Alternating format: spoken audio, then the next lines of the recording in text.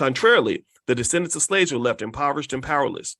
And what it did was it transferred most of the nation's wealth and resources into the hands of white folks who passed that wealth down to their children. And that's why if you go through, give me a yes or no, if you go through the city of Chicago and you look at all the skyscrapers that are worth more than $100 million, do you think any of those skyscrapers are owned by Black people?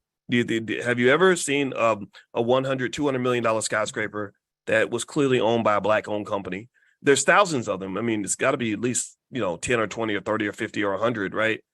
Are any of the, if you go through downtown Denver or downtown Seattle or downtown New York, do you see $100 million, $200 million, $300 million skyscrapers that are owned by Black people? Yes or no? What do you guys think? Is that what you guys see when you go there, or do you see something different? The answer is no, right? There are no, you don't see this, right? And this is something that we're used to. We just take this for granted. We just assume, okay, white people own everything, right? Well, how did that happen? How was this nation built where one group has everything, one group has nothing?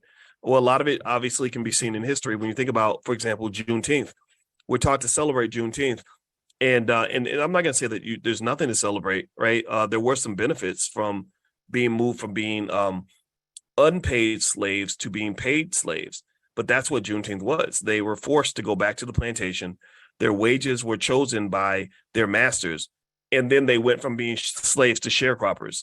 And sharecroppers are basically people that have so much debt that they'll never work themselves out of debt. So you're pretty much stuck forever.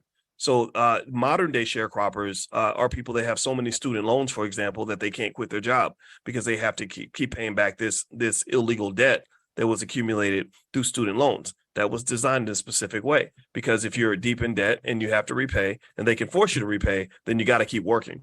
And capitalism needs people to do the work. So here, Dr. Anderson says in the intro of his book, The Black History Reader, he says the second purpose of this book is to declare exceptionality of the descendants of slaves in America, their unique and substantive contributions to the developments of this country, and their maltreatment by all segments of the society. Their exceptionality distinguishes them from any other group in America.